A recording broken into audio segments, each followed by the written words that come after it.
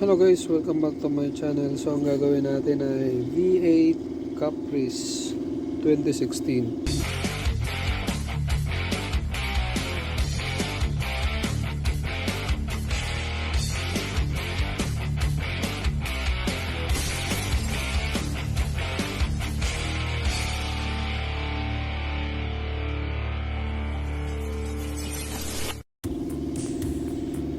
So ayan, V8. Ang problema nito, ayaw mag-crank, no start. So check natin guys, papakita ko sa inyo kung anong nakita kong problema. Ayan. So ayan yung nakita kong problema. Ayan.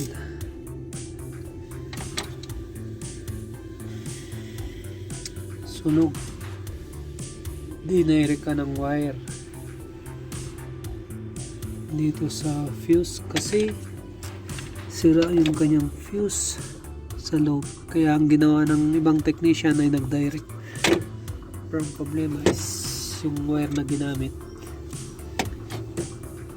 maliit lang, so kaya natutunaw, nasusunog.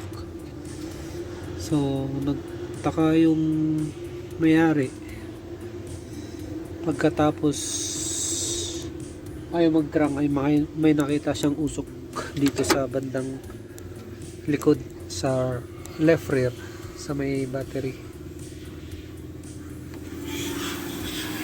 So kaya ang ginawa ay binaklas ang buong cover dito sa rear seat. Ayan, pansin nyo. So akala nila dito ang problema, yung module ng, I think this is immobilizer module, sinunda ng wire dito sa mga wire na yan. Tapos yung na nakita yung wire ng battery positive, so naka-direct siya, so hindi siya dumaan ng fuse. Ayan yung kanyang battery.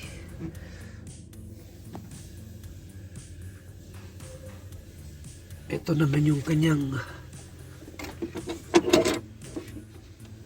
fuse. Ayan.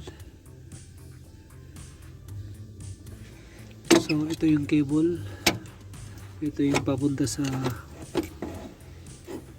engine. So binaybay ko ang wiring niya.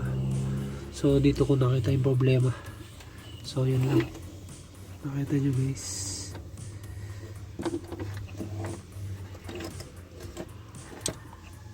Ayan. So ang gagawin natin ay papalitan natin ng buo itong kanyang fuse. Ito pa na yung pinaka main fuse niya dito guys. Ayan.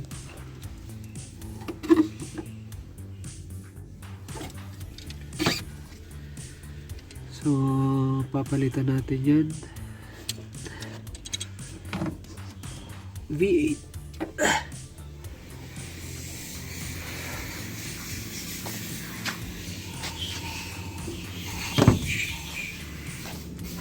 Yan yung kanyang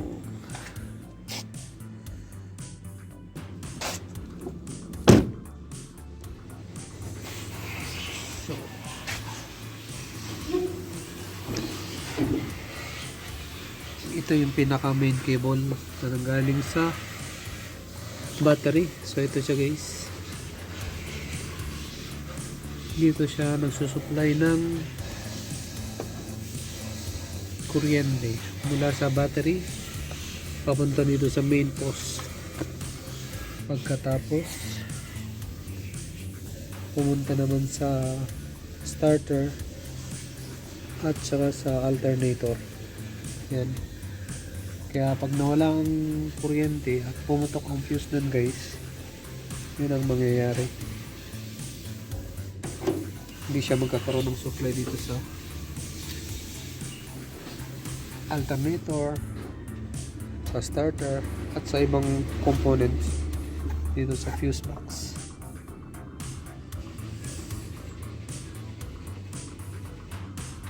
Thank you guys for watching.